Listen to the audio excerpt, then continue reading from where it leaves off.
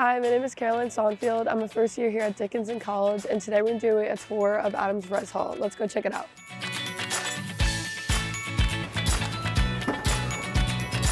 So this is our common space. Down here we have our kitchen as well as our laundry room. Adams is a first year residence hall and it houses about 170 students. We're gonna go see what my roommate's up to.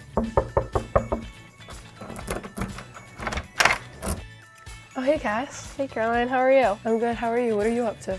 Nothing much, just doing some homework. What's your favorite thing about living in Adams? One of my favorite things is the location. We have a direct line to the hub, which is really useful, and I also like the big lawn that we have in front of Adams. It's a great place we have nice weather to go outside and play frisbee or to just do homework. And I also really like the fact that Adams is one of the biggest freshman res halls, which is something that I think is really important because it's a great way to meet new people every day. One of our favorite parts of our room is our fish Cece. We got her about 2 weeks ago. It's honestly just fun to have like a pet. Probably one of our biggest attractions in our room. And we feed it twice a day.